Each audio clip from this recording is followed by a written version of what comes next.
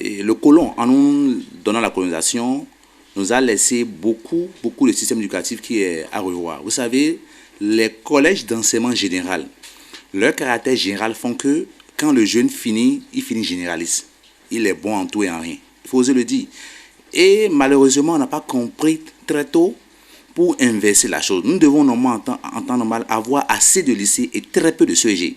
Parce que les CEG, de par leur caractère général, ne fait pas des jeunes qui sont là, qui sortent avec un bac A, B, C, D, des professionnels, sont des généralistes. Et il les contraint, après son baccalauréat obtenu dans l'enseignement général, à poursuivre les études universitaires.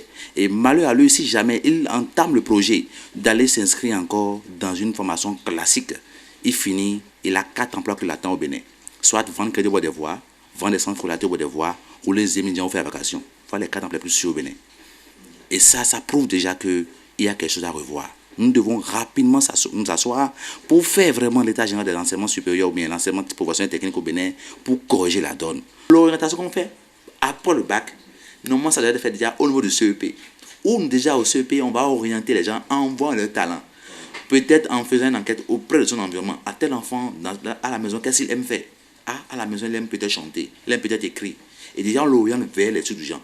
Comme ça, même s'il a le bac, même s'il a le CEP, il va continuer dans son domaine.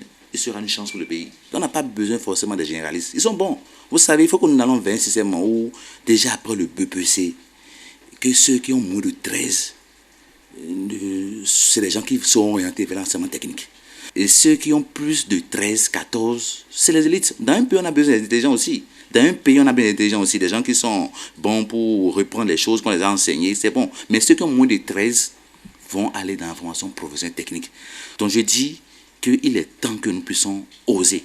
Déjà oser comment? Je pense déjà que même en temps normal, désormais, il faudrait qu'on réfléchisse pour que tous ceux qui ont le baccalauréat et qui n'ont pas une bonne moyenne, moins de 13 là, qu'on les oriente plus vers les formations universitaires, qu'ils soient vraiment orientés vers les formations professionnelles, qu'ils puissent apprendre un métier, apprendre vraiment peut-être la soudure, apprendre la coiffure, l'esthétique, et qu'on appelle couture, tout ce qui est métier, tout ce que nous faisons presque tous les jours. Formation professionnelle. Le fait n'est pas une honte. Il faut qu'on arrête avec ça en Afrique, où on montre aux gens que ce sont les misérieux qui pensent à ces métiers. On pense, les artisans sont des gens, c'est des déscolarisés. C'est ça. Vous savez, faites retour en arrière. Ceux qu'on a laissés sur les bancs, dans les classes antérieures, peut-être au CM2, 6e, 5e, 3e, on passe, et qu'on qualifiait de tarés de la salle. Je bouge, monsieur journaliste, ce sont eux aujourd'hui qui créent les boutiques au bord des voies, qui recrutent ceux qui ont la licence. Je peux vous affirmer ça. C'est que ceux qu'on a dit que c'est les tarés de la salle, ils ne connaissent rien.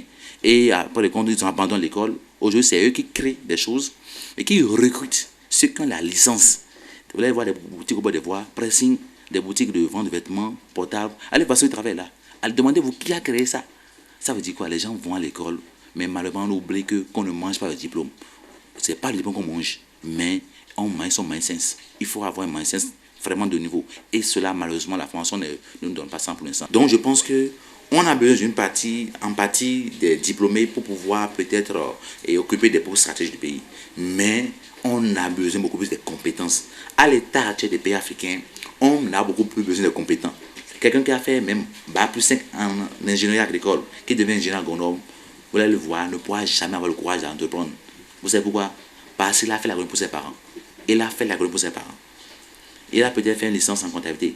Il ne pourra jamais avoir la compétence qu'il faut pouvoir créer un cabinet d'assistance comptable. Parce qu'il l'a fait pour ses parents. Généralement, les parents orientent, influencent le choix des enfants. Ce qui fait que les enfants couvrent les diplômes et abandonnent la compétence. Aujourd'hui, le diplôme plus la compétence fait de toi un professionnel avéré. Quelqu'un qui a le diplôme et qui a la compétence devient un professionnel avéré. Il ne peut jamais chômer. Il faut te souvent te fier au diplôme. Pense à quelque chose de plus. Tu vas voir que ça va changer quelque chose dans ta vie. Donc je pense que le jeune qui me sent sur moi, qui a peut-être son bac et qui veut s'orienter, qui ne veut pas commettre les erreurs que nous, on a fait, je peux le dire, il doit se poser 2 questions. Est-ce que j'ai besoin d'un diplôme ou bien j'ai besoin d'une compétence? Mon frère, ma soeur, toi qui me sens sur moi, si tu as besoin d'un diplôme, libre à toi, tu peux aller t'inscrire dans n'importe quelle école du pays, faire la licence, le master, le doctorat, continuer si possible jusqu'à être professeur titulaire. Mais si tu veux avoir une compétence, tu veux avoir peut-être un mindset, quelque chose que tu ne comprends pas monnayer, je t'oriente vers les fonctions professionnelles.